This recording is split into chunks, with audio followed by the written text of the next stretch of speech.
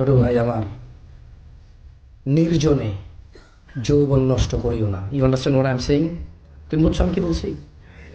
একাকিত্বে নির্জনে নিজের যৌবন রিজিক, এটা কেমন আমি তোমার বলি? ওয়াল্লাহি তোমাদের কি হয়েছে ছোট ভাই আমার, তোমরা কেন জিনিসটাকে সহজে নাও না? রকম মেরে পাশ भी वैसा है। হাসি ওর একটু মন, একটু দেখো হাসলে তোমার ইচ্ছা। দেখো একজন ধরো তো, এটা এইভাবে ধরো। হ্যাঁ, ই তো গয়া। আচ্ছা, এটাকে আমরা রিজিক বলি না? কত টাকা আছে এখানে? কত আছে? কেন নাই? আরেকশো কই? ফেলে দিছি, চলে যায় নাই। কি করছি? ফেলে দিছি। মদ খাইছি, কি করছি? মদ খাইছি, কি করছি? আর কত আছে? এখন এখন আমার সম্পদের মধ্যে কত টাকা আছে?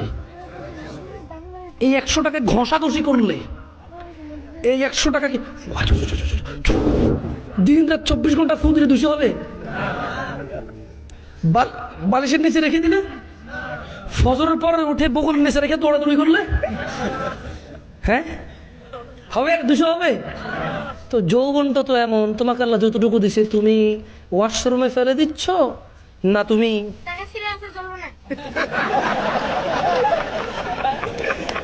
ওকে একটু ওদিকে নিয়ে যাচ্ছে।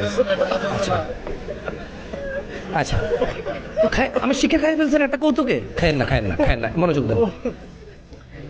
দেখো ছোট ভাই আমার, আল্লাহ নবী সাল্লাল্লাহু আলাইহি সাল্লাম বলছে, লা ইয়াজনি জানি, এত কথা বলি না তো প্লিজ। লা ইয়াজনি জানি, কোন জানাকারী হিনা ইউজনি, জানা করে না, ওয়া হুয়া মুমিন, ঈমানদার থাকা অবস্থায় কোনো জানাকারী জানা করে না।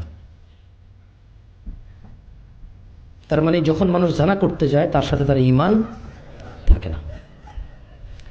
যৌবন একটা রিস্ক, অবৈধ পথে।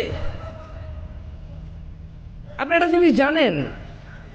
আচ্ছা, পৃথিবীতে এমন কোনো জায়গা আছে যেখানে ছোট ভাই তুমি ঢুকে গেলে আল্লাহ তোমাকে দেখবেন, এরকম আছে?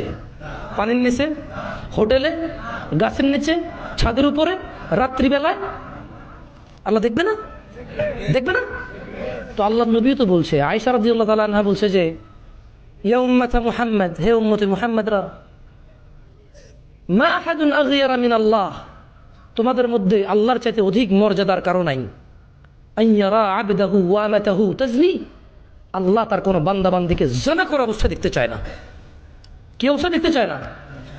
তো তুমি যে জানা করতেছো, এই যে রিজিক তোমার কাছে ছিল 300 টাকা, 200 টাকা ফেলে দিছো, এবার সকালবেলা ডাক্তারে যতই বলুক বগল নেচের ওষুধ নিয়ে দৌড়ান, লাভ হবে না। যা ছিল তা তুমি ফেলে দিয়েছো, যা ছিল তা তুমি উপভোগ করে ফেলেছো। তবে আল্লাহ তোমার জন্য হালাল ব্যবস্থা রেখেছিল। কি রেখেছিল? আল্লাহ তোমার জন্য প্লেট রেখেছিল, ওখানে তুমি খাবে। তুমি পায়খানার উপরে খাদ্য রেখে তারপরে খেয়েছো। আল্লাহ তোমাকে যৌবন দিয়েছে, একটা মেয়ের সাথে তোমার বিয়ের আল্লাহ তোমার তকদির দিয়েছে, সময় এসেছে ওই মেয়ের সাথে তোমার বিয়েও হয়েছে।